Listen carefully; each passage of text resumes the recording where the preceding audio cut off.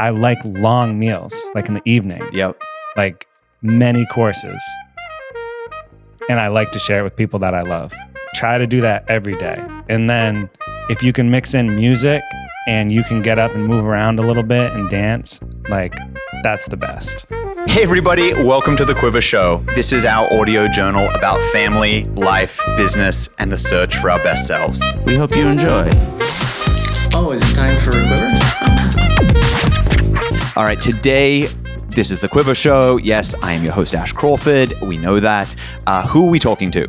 Today, we have Jake Twomey on the show.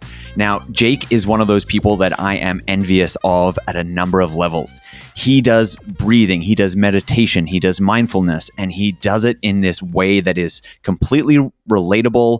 And I feel like after a conversation with Jake, I can walk away and take some of his recommendations and actually implement them into my daily life. I hope you get a little bit of something out of this conversation with Jake. Enjoy. Welcome, Jake. Thanks for coming on the show. Thanks, Ash. I'm happy to be here. I'm so glad that we're able to have this conversation. I don't know. I've been thinking a lot about you since we'd met down at VCon and been following along with your channel, and just love it when your videos pop up. And so this is cool that we get to sort of jam out a little bit. Yeah, I appreciate the kind words. All right, so let's dive right in. If you had to write an online dating profile for yourself right now, what does it say? Wow. It would say, I meditate, read, write, and I love to learn. All right.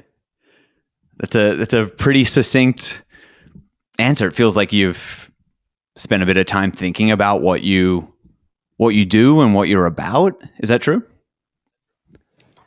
Yeah, I mean, I don't know what's going on in this world, and so I'm really curious about it every day. That's awesome. So what would you say that you're passionate about at the moment? I'm passionate about spreading joy. All right. And so what ways are you actively doing that right now? Are there any things that you're doing? With my videos. That's awesome. You could also elaborate a little more. I think the more time I spend working on myself, the more I can freely express myself in the videos, and the more that I can freely express myself in my videos, the more joy I can spread. That's awesome. So how would you describe what you do professionally? I would describe myself as an entrepreneur, and I would describe myself as I like to invest and I like to see things compound. I do it on a very small level.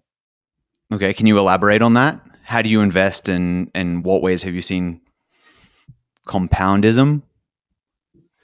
Well, I started doing little gigs when I was like 7 years old. I would hop in my neighbor's dad's van. He would take me to his warehouse, and I'd click lighters and I'd check to see if the lighters worked. And he paid me $7 an hour. And so I liked having money when I was a kid because I liked the freedom. I liked when my friend with the car was willing to take us to the store to get a pack of Pokemon cards. I liked having money in my pocket. And so I started working in a restaurant when I was in high school because I liked being around people. I liked the camaraderie. And I still went to school while I worked in restaurants and liquor stores. And then I got to an age of about 23, 24, where I had been the general manager of a restaurant, booking live music, doing all this fun stuff. And I got fired. And I started to pick up little gigs. I was selling wine. I went back to work at one of the liquor stores. I picked up a bar shift. I was managing my friend's band. I was booking music, working the bar, and selling my wine and liquor behind the bar while I was working. So I was, dipping into every little facet that I could. Yeah, absolutely. And it was very fun, but also unfulfilling. You'd sleep in, you'd wake up, and you just feel like crap. I went and visited my friend out in San Diego, and I was like, whoa, you live like this? This is cool. And so I moved out to San Diego. That was 9 years ago. I started working again as a dishwasher just to get myself back on my feet while I was in San Diego. No one cared about my experience. And then I started to like really mentally suffer for the first time in my life. And that's when I discovered like meditation and breathwork and mindfulness. And I went down that path for a couple of years, and then eventually started documenting it and started seeing how much it helped other people. And that really started to bring other people joy, and also started to bring myself joy. And I was like, all right, this is what I'm meant to do. That's awesome. So if you take a moment to look at it from, say, like a life legacy perspective, if you could, and then that if you had the power to make a change in the world, how would you articulate what that change might be? I think it would be stronger connections. I think that this world just tries to pull us apart. It tries to separate and kind of get in the way of your close relationships by creating all these, I want to say, like, just less insignificant relationships, all these temptations that we have around us. When really at the end of the day, we want to feel like we're a part of something. We want to feel connected. We want to eat good food with people that we love. We want to dance and laugh and sing with strangers. Like we want to give things to other people while expecting nothing in return and seeing the joy on their face and feeling that feeling. I think that little altruistic muscle in our brain, that when you truly give something to someone else and expect nothing in return, that feeling that you get when you know they appreciate it, when you know they're grateful for it, that feeling just gets stronger the older we get. That's an interesting perspective. Did you ever read the book The Go-Giver? No. I think that you would really, really like that. I'll have to send it over to you. It's a short read, but that's the premise of it. Is instead of go-getter, it's the go-giver. It's like, how much can you give, and the exponential return for whoever you're giving to, yourself and the world at large, is a really, really cool philosophy that I like to go back to sort of year after year. Because like any of these things, unless you practice it and you're diligent with it, life comes up and things, no matter how good intentioned you are, like sometimes I find myself, I'm just like, oh yeah, like I've forgotten to be mindful, or my meditation practice has slipped. And is there anything that you've found to help you stay on track? Because I love everything that you're saying, and it definitely resonates with me. And is there anything that you found that is something easy to integrate or remind yourself to listen to that altruistic part versus the hustle and bustle of the day-to-day, or chasing self-driven interest? Yeah, I mean, it's not easy because it doesn't come to us naturally. And so the thing that I do was I just announced it to the world. I was like, this is what I'm going to do. This is who I'm going to be. And that is one way of holding myself accountable, for sure. Yeah. So making a declaration, a statement, or as you've done, publicly documented your journey with it. Yeah. I mean, 4 years ago, I was like, I'm going to start a breathwork and meditation company because I want to practice breathwork and I want to practice meditation every single day. And if I tell people I'm going to start a company and I publicly post about it, like I'm not going to show up to the podcast and talk about meditation if I don't do a meditation. Right. Like, you know, and I just started doing it from a student's mind, from a student's perspective, where if you look at like the Zen tradition, like beginner's mind. So it's like, why can't, I don't need to ask permission from someone to document my experience with this practice. That's awesome. So somebody like me who has dabbled in various forms of meditation or wants to have a meditation practice, a consistent one, is there anything that stands out to you that I can adopt, or is it just, yeah, I'll let you finish that. I would adopt practicing sitting in silence without moving every day. Just set a timer on your phone for 10 or 20 minutes and ritualize it. So know where you're going to set up, know at what time you're going to set up. Put your phone in the other room so it's not right next to you. I don't even recommend writing, like pen and paper is great. That's a different practice though. This is straight up just mindfulness. It's based on the Vipassana tradition if you want to look into it and learn about it.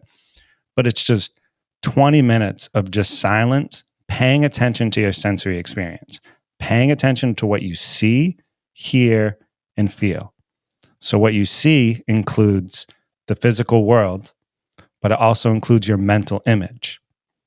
What you hear includes the physical world, but it also includes your mental chatter. And what you feel includes the air on your skin, the pressure, but it also includes the emotions running through your body. And taste and smelling comes with feeling. And so when you sit down and you just pay attention to your sensory experience, you're not trying to change your thoughts. You're not trying to change your feelings. You're just noticing it coming and going. It's called impermanence. It's the impermanence of life. You hear a sound, it's gone. And you practice that consistently over time. Give yourself 3-4 weeks. You will notice a complete shift in your consciousness. And you can use this technique and you'll never be bored again. So if someone's late, you pay attention to your sensory experience. If something terrible happens to you and you feel that contraction of anger, you feel that contraction of anger, and what contracts will expand. Because you'll get angry when you're sitting down for 20 minutes doing nothing. You'll get sad. You'll feel all the emotions, but you'll get really good at feeling them and then observing them going away. And that to me is the most powerful practice you can do. Wow. That's awesome. And that feels like, I guess that's the heart of it, is anybody can practice sitting. And I'd always had, these ideas that you had to sit a certain way or think a certain way or breathe a certain way, but distilling down, at least developing, ritualizing a sitting practice, eyes open and just witnessing. Or closed. Either way, you'll notice that even with your eyes closed, you still have a visual field. It's that to me is the game changer. Like I also teach breathwork and different protocols and tactics that you can use. Rhythmic breathing, cyclic sighing, alternate nostril breathing. All these things are great. They really are. Understanding the basics of the rhythm of the breath and what that can unlock, and understanding the basics of consistent nasal breathing and how that's going to change the shape and structure of your face. Those are all beautiful things that you should understand. Like you can literally look at someone and tell if they're a mouth breather when you start paying attention to that. And understanding those things are super important. But I think the most important thing is just understanding how to experience your senses, because that carries over into everything. It'll make food taste better. It'll make simple conversations sound better and feel better. It'll make your sex life better. It'll do everything. It'll make everything better. Yeah, because if you're aware of your senses, I guess that means that you're in the present moment, right? You can't be in the past or thinking to the future if you're actively and currently observing one of your senses. Would you say that's true? Yeah. Right. So like that's what it for. Yeah, that's cool. Yeah. And recognizing that those thoughts are just going to continually come and go. Yeah. Just nonstop. like you have to approach the practice with a sense of humor. Yeah. You have to, because it's a shit show. Right. In everyone's mind. Right. You just got to remind yourself that the shit show going on in my mind is it's the same for everybody who's out there. Yeah, you're going to sit down and you're going to practice and you're going to start crying sometimes. Yeah. Like you're going to get really upset sometimes. You're going to get completely lost in thought and you're going to bolt up from your chair and then you're going to pop out of it and you're going to be like, crap, I got to sit back down. like that's the practice. Right. That's awesome. All right, changing direction a little bit. Is there something that you do to unwind or a guilty pleasure? I drank. Awesome. Yeah. Eddie, do you like wine? I like do you like whiskey. Whiskeys? Yeah, I like whiskey. Yeah. Yeah. Yeah. I love whiskeys. All right. From any particular region? You like Scotch? Do you like the American stuff? Japanese? I don't get fancy. I like Jim Beam. Yeah. All right. Good Yeah. American bourbon. Yeah. I like American bourbon. Yeah. And it's crazy. If I've had too much to drink, I can feel my nostrils going in. I can feel myself getting dehydrated. I don't breathe as well. Yeah. And so that's why I consider it a guilty pleasure. I'm like, okay, this isn't actually that good for me long term. It's not good for tomorrow. Right. But I like the buzz and I like enjoying a glass of whiskey with my meal. I like long meals, like in the evening. Yep. Like many courses. And I like to share it with people that I love. I mean, yeah, there's not much better than a unrushed meal with loved ones. Right. Try to do that every day. And then if you can mix in music and you can get up and move around a little bit and dance, like that's the best. That might be just an all-encompassing life philosophy that might be bulletproof. Unrushed meals with loved ones that ends with dancing. I mean, like, yeah. there's not much better. Like, what else is there? Like, that's stories. Yeah, I feel like that's all included in there. Mix it, right? Yeah, sure. We can expand on that, but if we're distilling it down, I mean, like, that's what we're chasing, right? Is like, yeah. Oh, I love that. All right. Jake, what are you currently grateful for? I always start with my breath. That's motivated the whole brand. Like carrying a sense of gratitude into the day. If you can continuously remind yourself. So gratitude exercises, they're silly on paper. People don't practice them. They'll laugh at you, but they work. It's almost like doing inventory on your toolbox. Today, I'm grateful for my thermal mug that I use to keep my coffee cold. Oh, crap. I remember. I have a thermal mug. Let me make a coffee before I head to the office. I'm grateful for this comfortable bed that I just woke up in. I'm grateful for breathing.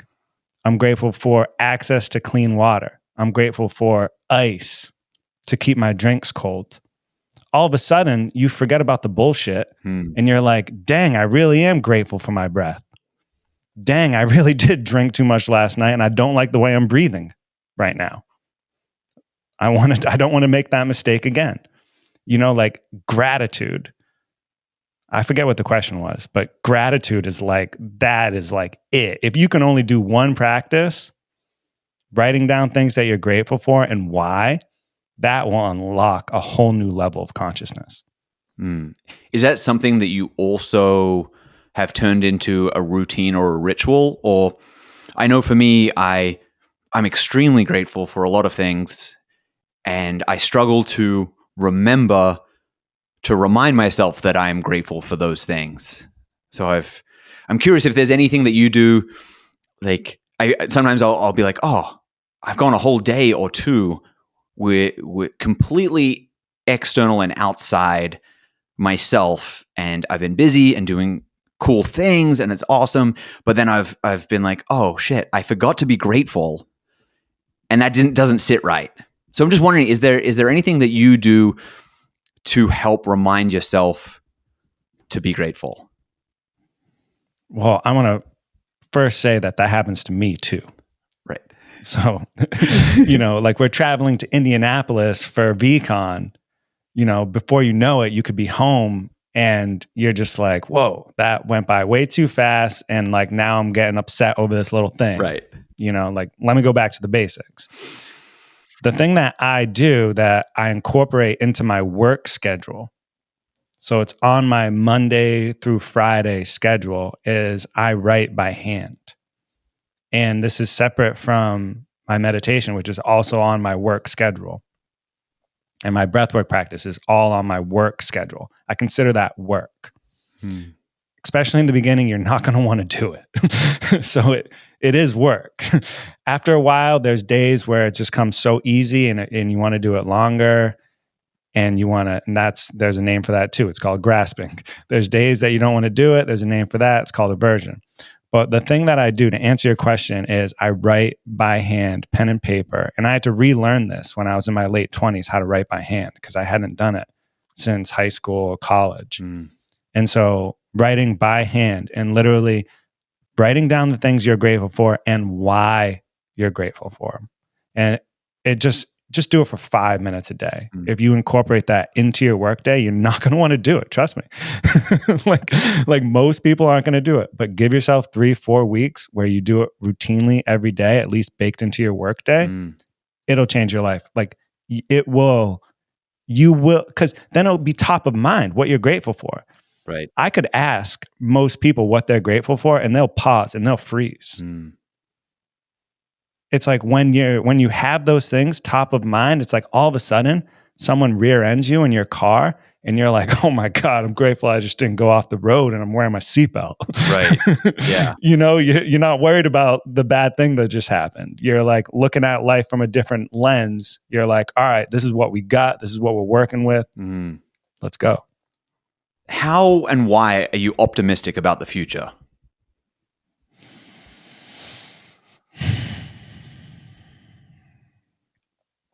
I think compassion and empathy and these high energies, that altruistic muscle that I was talking about earlier that gets stronger, the loving kindness that we all have to just keep this shit going outweighs all the evil and everything in the world. I think there's something wired into our DNA where unless you have brain damage, you actually want this world to be you actually want this world to be better for the next generation. And I think we see that when, for me, it's like my brother's starting having kids because I don't have any kids of myself. But I look at my brother's 5 children and I'm like, I want this world to be a better place for them. That actually feels good doing something for them. I know they're never going to be able to repay me for what I'm doing for them, just like I can't repay my mom. So that's why I'm optimistic. That's awesome. What book would you have me read next? Oh, that's a great question. Marcus Aurelius' Meditations. Stoicism. It goes really well with sitting down and starting a mindfulness practice. Marcus Aurelius Meditations. All right. I like it. I've read snippets of Marcus Aurelius's work, and I think I found him through Ryan Halliday years ago. I think he had used a lot of his Marcus Aurelius's lessons to bring to a new digital generation. But it's funny how that that ancient wisdom, whether from the East or from Europe or where, like, it's more applicable today than ever was, because we're humans and we don't change much. Yeah. We have the same set of emotions, and we're going into a world where we're going to have machines that mean something to us that aren't going to have those same emotions. It's wild. It is wild. I think that's an awesome place to sort of start to wrap up here. Do you have any questions for me, Jake? What's getting you excited lately? What's getting me excited lately?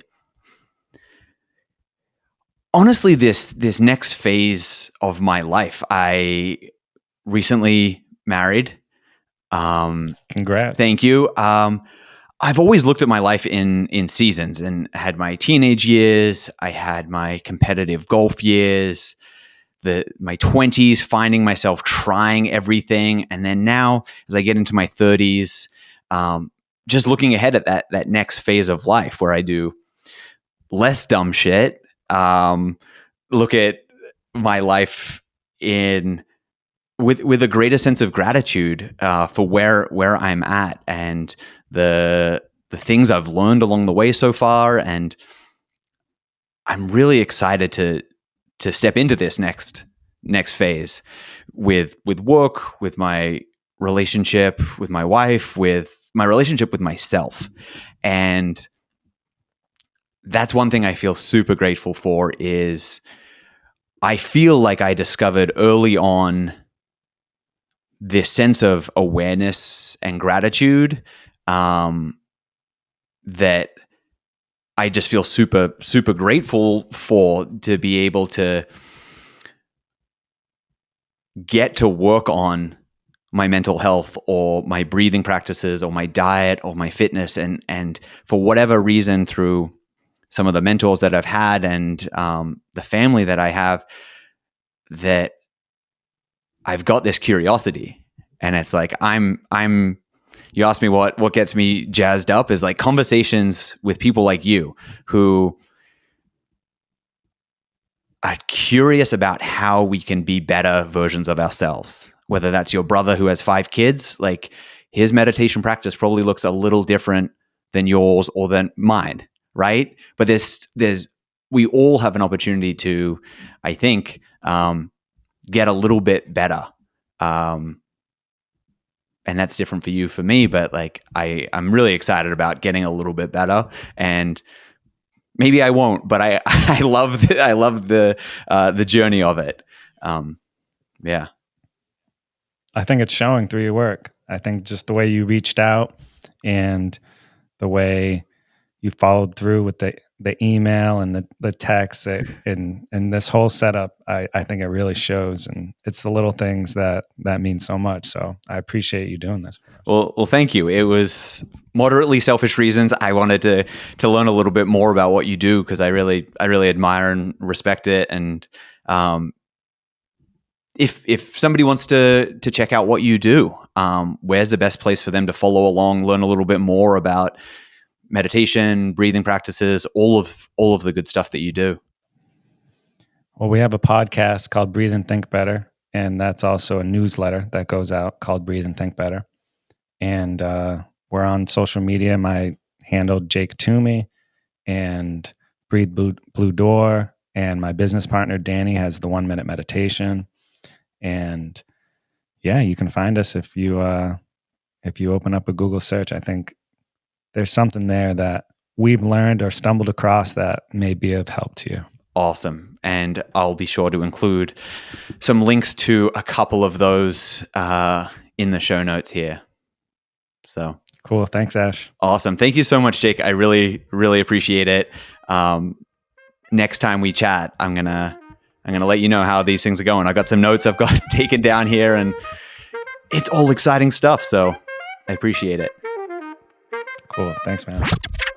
Hey everyone, Ash here again. Just wanted to say a special thank you and offer you 20% off everything over at drinkquiver.com. quiver.com. So if you're interested in any of our coffee and teas or apparel, use code podcast at checkout for 20% off as a little thank you for listening. We'll see you next time.